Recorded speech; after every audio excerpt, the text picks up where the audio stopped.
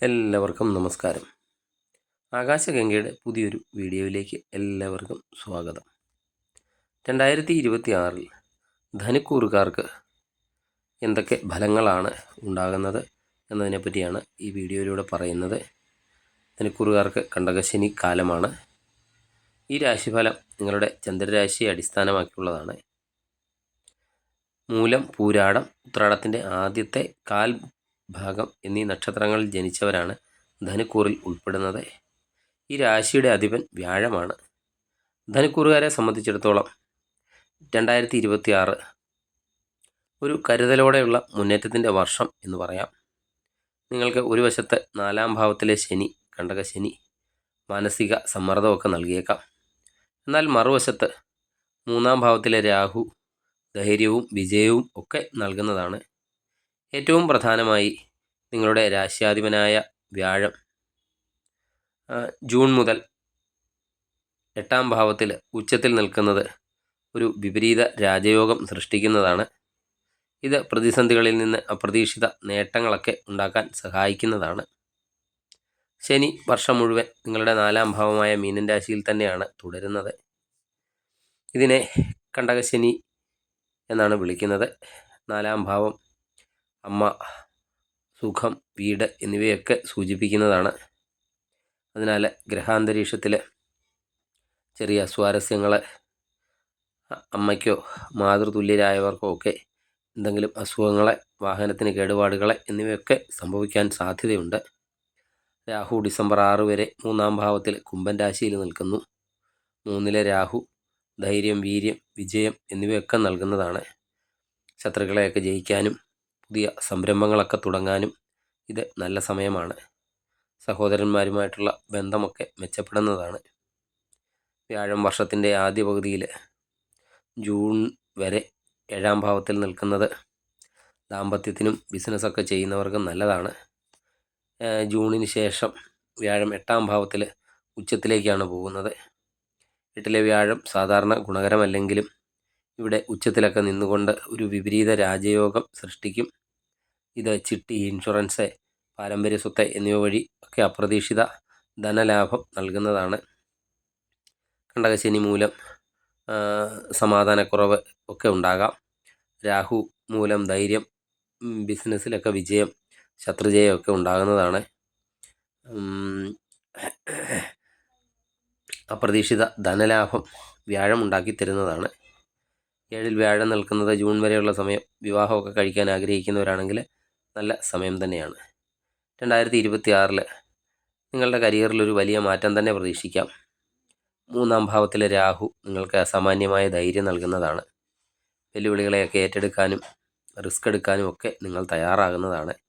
Marketing, sales, media, IT എന്നീ മേഖലകളിലൊക്കെ പ്രവർത്തിക്കുന്നവരാണെങ്കിൽ അവർക്ക് നല്ലൊരു കാലം തന്നെയാണ്. ജൂൺ 1-ാം തീയതി വരെ 7-ലെ വ്യാഴം അനുകൂലമാണ്. പ്രമോഷനോ ശമ്പള വർധനവോ ഒക്കെ ലഭിക്കാം.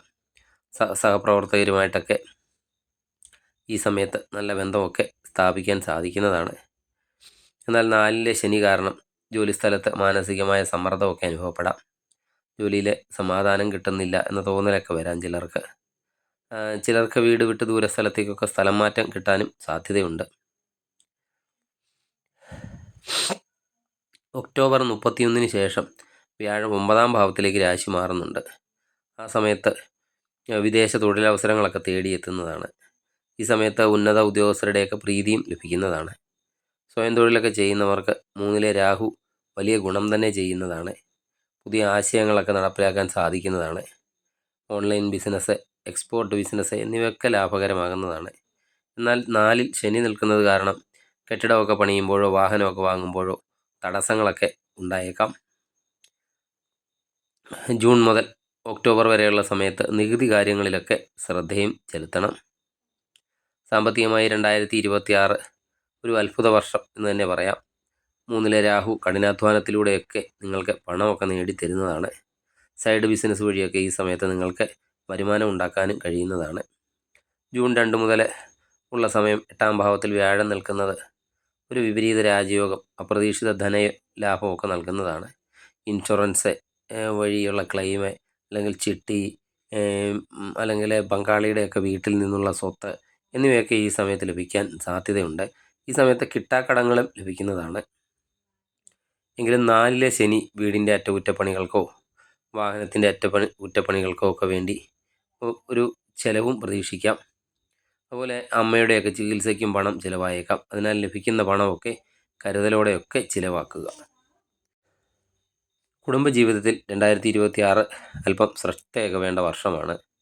4-ാം ഭാവത്തിൽ കണ്ടകശനി വീട്ടിലൊരു സമാധാനക്കുറവൊക്കെ ഉണ്ടാക്കാം. കുടുംബാംഗങ്ങൾക്കിടയിലൊക്കെ അഭിപ്രായ വ്യത്യാസങ്ങളൊക്കെ ഉണ്ടാകാതെ ശ്രദ്ധിക്കേണ്ടതാണ്. ചിലർക്കെങ്കിലും വീടൊക്കെ മാറി താമസിക്കേണ്ട അവസ്ഥയും വന്നേക്കാം. എന്നാൽ ജൂൺ 1 വരെ വ്യാഴമൊക്കെ 7-ൽ നിൽക്കുന്നത് ദാമ്പത്യ ജീവിതത്തിലെ ഒരു നല്ല സമയം തന്നെയാണ്. പങ്കാളിയുടെയൊക്കെ പിന്തുണയൊക്കെ ലഭിക്കുന്നതാണ്. വിവാഹമൊക്കെ കഴിക്കാത്തവരാണെങ്കിൽ ഈ സമയത്ത് അവർക്ക് വിവാഹമൊക്കെ നടന്നു കിട്ടാനും സാധ്യതയുണ്ട്. 9-ലൊക്കെ കേതു നിൽക്കുന്നത് കാരണം അച്ഛനുമായിട്ടൊക്കെ അഭിപ്രായ വ്യത്യാസങ്ങളൊക്കെ ഉണ്ടാകാം. ഗുരുക്കന്മാരുമായിട്ടൊക്കെ അകലാനും സാധ്യതയുണ്ട്.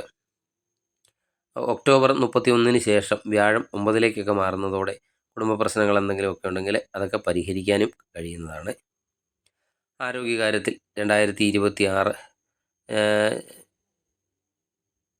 ശാരീരിക ആരോഗ്യത്തിനേക്കാൾ കൂടുതൽ മാനസിക ആരോഗ്യത്തിനാണ് പ്രാധാന്യം നൽകേണ്ടത്. 4-ലെ ശനി മാനസിക സമ്മർദ്ദം, ഉത്കണ്ഠ, നെഞ്ചിരിച്ചിൽ എന്നിവയൊക്കെ നൽകിയേക്കാം. അതുപോലെ ഉറക്കക്കുറവും ഈ സമയത്ത് നിങ്ങൾക്ക് അനുഭവപ്പെട്ടേക്കാം. സെപ്റ്റംബർ മുതൽ നവംബർ വരെയുള്ള മാസങ്ങളിൽ 8-ൽ ചൊവ്വ നീചനായിട്ടൊക്കെ നിൽക്കുമ്പോൾ വാഹനമൊക്കെ കൈകാര്യം ചെയ്യുന്നവരല്പം ശ്രദ്ധിക്കണം. എങ്കിലും 8-ലെ വ്യാഴം ഉച്ചനായി നിൽക്കുന്നത് ആയുസ്സൊക്കെ വർദ്ധിപ്പിക്കുന്നതാണ്. ഏത് അസുഖം വന്നാലും പെട്ടെന്നൊക്കെ ഭേദമാകുന്ന ഒരു അവസ്ഥ ഉണ്ടാകും. യോഗ, ധ്യാനം എന്നിവയൊക്കെ ശീലമാക്കുന്നത് കണ്ടകശനി ദോഷമൊക്കെ കുറയ്ക്കാൻ സഹായിക്കുന്നതാണ്. വിദ്യാർത്ഥികൾക്ക് 4-ൽ ശനി നിൽക്കുന്നത് കാരണം പഠിത്തത്തിലൊക്കെ മടുപ്പൊക്കെ തോന്നാം. ഒരു കാര്യമൊക്കെ പഠിച്ചെടുക്കാൻ കൂടുതൽ സമയമൊക്കെ വേണ്ടി വരുന്നതാണ്. എന്നാൽ സാങ്കേതിക വിദ്യയിലൊക്കെ എഞ്ചിനീയറിംഗ് രംഗത്തൊക്കെ പഠിക്കുന്നവർക്ക് 3-ലെ രാഹു നല്ല ഒരു വിജയം തന്നെ നൽകുന്നതാണ്. ജൂൺ മുതൽ ഒക്ടോബർ വരെ 8-ൽ ഉച്ചവ്യാഴം നിൽക്കുന്നത് ഗവേഷണം, PhD എന്നിവയൊക്കെ ചെയ്യുന്നവർക്ക് അനുകൂലമാണ്. നിഗൂഢ ശാസ്ത്രങ്ങൾ, ജ്യോതിഷം, സൈക്കോളജി എന്നിവയൊക്കെ പഠിക്കാൻ താല്പര്യം ഈ സമയത്ത് വർദ്ധിക്കുന്നതുമാണ്. ഒക്ടോബർ 31-ന് ശേഷം വ്യാഴം 9-ലേക്ക് മാറുമ്പോൾ ഉന്നത വിദ്യാഭ്യാസത്തിനൊക്കെ വിദേശത്തൊക്കെ പോകാനും സാധിക്കുന്നതാണ്. കണ്ടകശനി ദോഷമൊക്കെ കുറയ്ക്കാനും രാഹുവിൻ്റെയും വ്യാഴത്തിൻ്റെയൊക്കെ അനുഗ്രഹം വർദ്ധിപ്പിക്കാനും ഒക്കെ വേണ്ടിയിട്ട് ശനിയാഴ്ചകളിൽ ശാസ്താക്ഷേത്രത്തിലോ നീരാഞ്ജനം വഴിപാട് നടത്തുക. ശനിയാഴ്ച വൈകുന്നേരം ഹനുമാൻ ചാലിസയൊക്കെ ജപിക്കുന്നത് മനസ്സമാധാനമൊക്കെ നൽകുന്നതാണ്. രാഹുവിൻ്റെ അനുഗ്രഹമൊക്കെ നിലനിർത്താൻ ഭദ്രകാളി ക്ഷേത്രത്തിൽ ദർശനം നടത്തുക. സർപ്പക്കാവിലൊക്കെ വിളക്ക് വയ്ക്കുന്നത് നല്ലതാണ്. വ്യാഴപ്രീതിക്ക് വേണ്ടി വ്യാഴാഴ്ചകളിൽ വിഷ്ണു ക്ഷേത്ര ദർശനം നടത്തുക. വിഷ്ണു സഹസ്രനാമം ദിവസവും ജപിക്കുന്നത് സർവ്വ ഐശ്വര്യങ്ങളും നൽകുന്നതാണ്. മഞ്ഞ വസ്ത്രമൊക്കെ ധരിക്കുന്നത് ഭാഗ്യമൊക്കെ കൊണ്ടുവരുന്നതാണ്. തടസ്സങ്ങളൊക്കെ മാറുന്നതിന് വേണ്ടി ഗണപതിയെയും പ്രാർത്ഥിക്കുക. 2026 നിങ്ങൾ ശ്രദ്ധിക്കേണ്ട കാര്യം, സ്വന്തം പ്രയത്നത്തിൽ വിശ്വസിക്കുക. പണം കരുതലോടെയൊക്കെ ചിലവാക്കുക. അമ്മയുടെയൊക്കെ ആരോഗ്യം ശ്രദ്ധിക്കുക. മാനസികാരോഗ്യമൊക്കെ നിലനിർത്താൻ ധ്യാനമൊക്കെ ശീലമാക്കുന്നത് നന്നായിരിക്കും. അനാവശ്യമായിട്ട് വീട് മാറുകയോ വാഹനങ്ങൾ വാങ്ങുകയോ ഒക്കെ ചെയ്യാതിരിക്കുക. കുടുംബാംഗങ്ങളോടൊക്കെ സൗമ്യമായിട്ടൊക്കെ പെരുമാറുക. നിങ്ങൾക്ക് ഈ വീഡിയോ ഇഷ്ടമായെങ്കിൽ ലൈക്ക് ചെയ്യുക. സബ്സ്ക്രൈബ് ചെയ്യാതെ വീഡിയോ കാണുന്നവരാണെങ്കിൽ ദയവായി സബ്സ്ക്രൈബ് ചെയ്ത് കാണുക. മറ്റൊരു വീഡിയോയുമായി വീണ്ടും കാണാം. നന്ദി, നമസ്കാരം.